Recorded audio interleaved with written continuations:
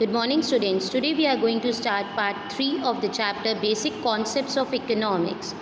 In this video, we are going to learn the first concept, which is known as market. Market क्या है बेटा? वो जगह जहाँ पे बायर्स और सेलर्स मीट कर रहे हों, वहाँ पे वो लोग गुड्स को एक्सचेंज कर रहे हों और एक पर्टिकुलर प्राइस पे, ठीक है? तो market is a place where two parties can gather to facilitate the exchange of goods and services. The parties involved are usually buyers and sellers. There are two distinguishing facts about a market so defined. The market need not be located in a particular place. एक particular place को ही हम market नहीं कहेंगे. The geographical area of a market may be large or small depending on how scattered the buyers and sellers are. जो buyers and sellers हैं वो कितने दूर तक scattered हैं, कहाँ कहाँ scattered हैं, उसके accordingly market होती है बेटा. जैसे हम एक नॉर्मल लाइफ में मार्केट किसको कहते हैं? नैनी एक मार्केट है, एक जगह चौक एक मार्केट है, कटरा एक मार्केट है. बट इकोनॉमिक्स में इन्होंने क्या कहा? मार्केट एक पर्टिकुलर प्लेस ही नहीं होती खाली, ठीक है? जहाँ पे भी buying and selling of goods हो रही है, जहाँ पे बायर्स और सेलर्स स्कैटर्ड हैं, वो जगह क्या कहलाती है? मार्केट. सेकेंड पॉइंट क्या कहा इन्होंने? Buyers and sellers need not have personal contact with each other. ज़रूरी नहीं है कि बायर्स एंड सेलर्स एक दूसरे के साथ डायरेक्टली मिलें.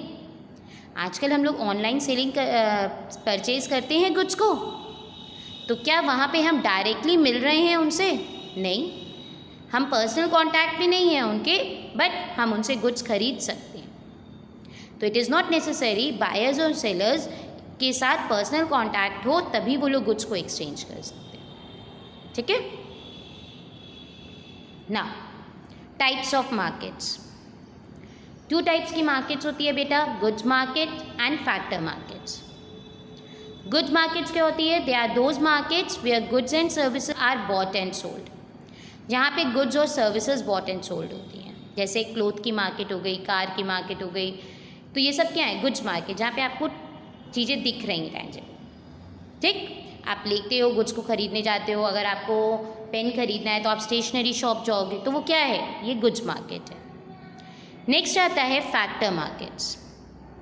Factor markets are those markets where factor services are bought and sold.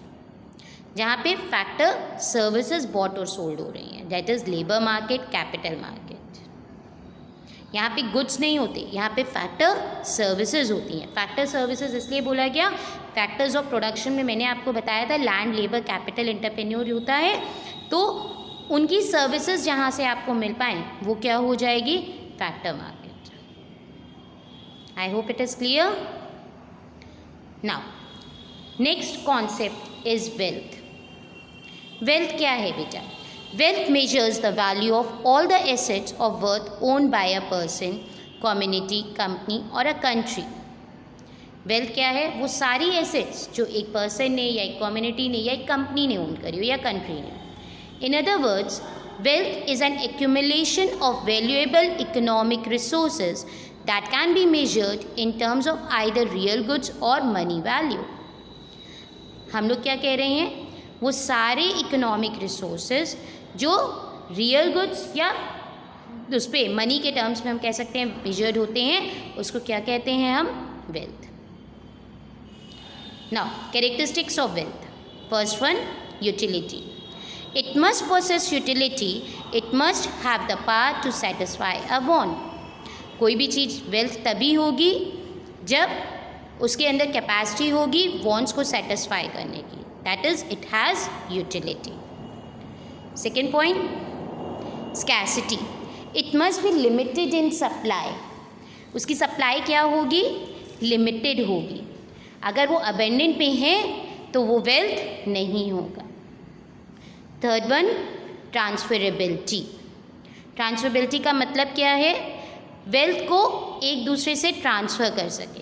That is it should be possible for us to transfer the ownership from one person to another. Last point, exchange value. Exchange value का मतलब क्या होता है बेटा? Wealth हम उसी को कहेंगे, मैंने अभी आपको डेफिनेशन में बताया, जिसकी money value. Now we are going to learn about the types of wealth, that is individual wealth और national wealth. इंडिविजुअल वेल्थ को और क्या बोला जाता है बेटा? पर्सनल वेल्थ भी बोला जाता है। इट मीन्स कि एक पर्सन के पास कितने स्टॉक ऑफ एसेट्स है, उसकी मनी वैल्यू क्या है टोटल, वो उसकी इंडिविजुअल वेल्थ होगी। One person can hold the wealth in different forms. First one in the form of money, second one in the form of financial assets other than money. Financial assets के form में कर सकता है money के अलावा, जैसे bonds ले लिए, शेयर्स, डिबेंचर्स, कई सारी चीज़ें होती हैं। और कैसे कर सकता है? उसने रियल एसेट्स में मनी इन्वेस्ट कर दिया है, हाउस खरीद लिया है, कोई अपना कोई फार्म है, कोई फैमिली बिजनेस पे पैसा लगाया है, तो वो सब उसकी वेल्थ है। ठीक है? It means different ways of holding wealth bye individuals may be grouped into 3 categories. First one, some wealth is held as money in hands or in banks. Second one, wealth is partly kept in the form of financial assets other than money such as bonds, etc. Third one, in the form of real assets like houses, farms and family businesses. Now, national wealth. National wealth क्या होता है बेटा? जो हमारी country में citizens हैं सबके पास मिला के टोटल वेल्थ कितनी है, that contributes to the production of goods and services, उसको हम क्या कहेंगे? National wealth. ठीक? National wealth is a stock of all tangible wealth possessed by the citizens of a nation that contributes to the production of goods and services. Now income. Income क्या होता है बेटा? जब हम कोई भी चीज़ को सेल करते हैं उसके रिटर्न पे हमको जो मनी मिलता है, that is our income. Income can be defined as a flow of goods and services और flow of money accruing to an individual और all the people in an economy over some specified time. ठीक? Factor income क्या होता है बेटा?